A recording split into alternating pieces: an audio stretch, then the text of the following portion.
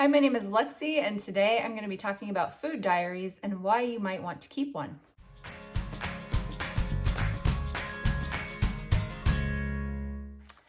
So I think this is really important, and if you are trying to kind of break free from diet culture and just yo-yo dieting and that whole thing, I think it's really, really important to find out what your body likes, what your body needs, and the types of foods that work well for your body. And so there's a variety of different ways that you can do this. There's the Whole30 diet, it's basically an elimination diet where you cut out a lot of major food groups, and then you do that for 30 days and then slowly add things back in. I don't know that a lot of people realize that's what the Whole30 diet is actually supposed to be for, is to sort of identify food triggers and things that don't work well for you. Another thing is there's the Zoe Study. Some of you may have heard of that. That's a really comprehensive kind of paid program that you can sign up for, and they take samples of your blood and other bodily fluids, I believe, and analyze them to sort of check out your reaction to certain foods and to analyze your gut microbiome and all of that, and just to customize what works well for you. So I'll put a link down to that if you're interested in looking into it. I know it's expensive, and it's also I believe a lot of it's pretty comprehensive, and it takes a lot of involvement. So it's something that you would have to really set aside the time to be willing to commit to that. If anyone has participated in that, please do comment and let me know what your experience was, because I'm super interested. I haven't done it myself, but I've heard a lot of good things about it, just in terms of people really learning about themselves. I think it's really cool, but again, it is expensive, and not everyone is going to be able to do that. So the one thing that I have done many times in my life is to take a food diary, and it's pretty simple. I just honestly use these notebooks that I buy for like 20 cents when they go on sale during back to school time. I stock up on them. I have several of these notebooks that I'm using at any given time. I use them for my YouTube notes, all kinds of things. So really simple and almost free. So this is just a way of basically documenting what you're eating, what you're doing, and how it affects you. So it's just kind of like comparing your inputs to your outputs to figure out what works well for you. And I think this is really important because a lot of people will go on a specific diet to lose weight, and so they'll cut out certain food groups, and they might feel really good. And so they might think, well, I can't eat that food group because it makes me feel bad. So here's an example. Let's say that you have a sensitivity to corn, anything with corn in it, okay? It makes you feel bad, makes you bloated, makes you gain weight. And then you go on the keto diet and you feel amazing, and you assume that you can't eat carbs, that your body just does not do well with carbs. But when in fact, because on the keto diet, you're not going to be eating any corn, that might be the reason. Now, I know that that's not true for everyone. And, there are people who just do really well with low carb in general. Some people do really well with higher carbs.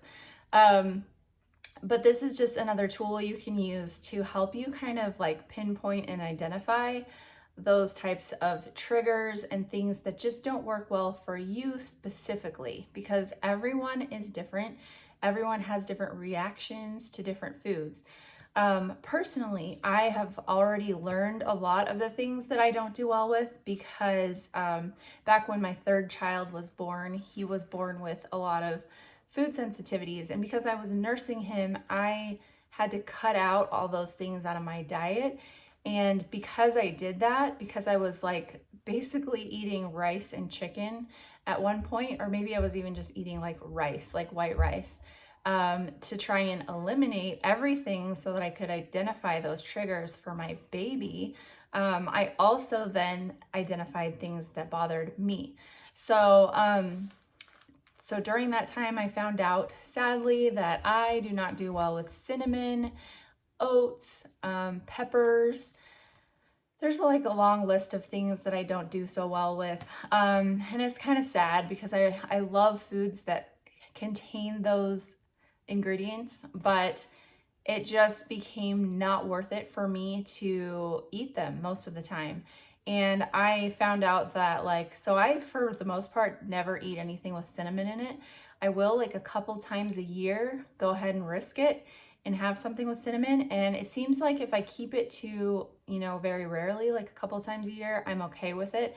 But that's actually like one of my worst reactions when I have cinnamon. I can, I'll get a headache, I'll break out, I will even get an ear infection. And so it's really not worth it to be in that much pain just to have something really yummy. So therefore, pumpkin spice season is a little bit sad for me. So you can definitely do this, and hopefully it will help you to identify the things that work well for you, the things that don't work well for you.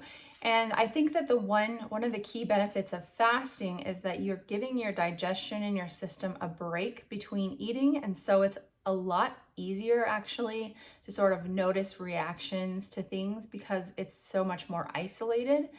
And so, yeah, I think that that's one benefit to the fasting lifestyle, is it does give you that break and sort of allows you to focus on how you feel after you do eat. And so really this is super simple, and you can put as much or as little information in this as you want. Probably the more you put, the better for the most part, but I guess if you got too overwhelmed with the data, it could be not as useful. But the things that I would include if you are trying to lose weight is I would, during this time that you do the food diary, and I would suggest doing it every day for 2 to 4 weeks, at least, just to sort of get a variety of situations and data in there. But I would weigh myself daily, even if you're not weighing daily, because it's going to help you really identify what types of foods will spike your weight, or activity even. It could be exercise, not just food. So, if you're having a lot of inflammation, your body will hold on to water. And so that will spike your weight on the scale. That doesn't necessarily mean that you're gaining actual fat because of those foods. It just means you're holding on to water, which is also not a good thing. Like, we don't want to hold on to excess water weight. We want to lose our fat as well as the excess inflammation and water weight. So on your food diary, you're going to want to log the date. You're going to want to put your starting weight. Make sure you do that at the same time in the morning without clothes after going to the bathroom, to be consistent. And you're going to just write down everything that you eat. I would put that like in one column, everything that you eat. And I mean like everything, every tiny little thing that you put in your mouth. So including supplements or, anything like that.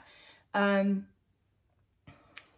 you're also going to include, exercise and activity. And as far as like tracking calories and macros, I don't think that's necessary. I think that's kind of what we're trying to go away from. But I have done that a couple of times just to sort of get an idea of how many calories / what macros I was actually eating. I think that can be useful just for like self-awareness to do that short term. So you can definitely include that if you want, but I don't think that's the main goal of this. I think this is more, figuring out what you react to, what you put in your body. So you're going to then, on the other column, you're just going to record any reactions that you have. So that could be good or bad. You could be having a really great day and say, I'm having amazing energy. I just feel really like mentally clear, just having a great day. Or you could record, you have a headache, you are really fatigued, you didn't sleep well. All those types of things, especially the things that you're really struggling with. And then as far as weight, you're going to note the variation day to day. So you're going to have, I was up this amount of pounds, I was down this amount of pounds. And then you're going to notice over time that you will see the trend of what your average gain or loss is going to be, and you're going to like notice those outliers. So if your usual gain after a Monday fast day, your usual loss is 3 pounds and you only lost 1 pound, or your usual gain after your Tuesday eating day is 2 pounds and you're actually up 5 pounds this one day, then you're gonna say, well, okay, what caused that spike? Like, did I exercise really hard the day before and maybe I'm retaining some water in my muscles for that? Or was it something that I ate? And then the next time you eat that thing and then you see that same reaction, the spike or whatever it may be, or a headache, then you can say, oh, well, maybe there's something in that food that, I don't do so well with. Also, one important thing for women is to track where you're at in your cycle. Make sure that you are on every day writing what day in your cycle you are on, because your weight is going to fluctuate a lot based on your cycle. And so that's another really important thing to kind of keep track of. So I'll show you a couple little clips of some that I've taken over the years. This first one, this is just from 2017. This was when I just started fasting and I was trying to do OMAD, sometimes 2MAD. And anyway, so this was really old. And then recently I did a couple more.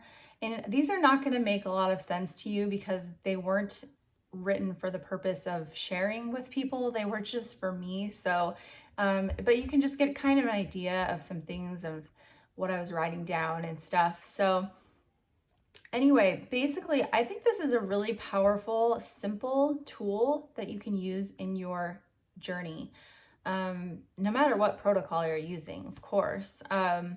So I think that it's just really important for us to realize that we're all different and we all have different reactions, and that's okay. We just need to figure out what that is for us. And it can be very freeing because, like I said, if you're trying to adhere to a specific kind of diet and you're not really enjoying it as a whole, but you do feel better, you might find that it's just because you're not eating this food or a couple different foods that are eliminated on this diet, but you can add in some of these other things that you've been restricting that your body does just fine with. And so I think that that's really important if you're not happy with the way that you're eating or feeling, to figure that out.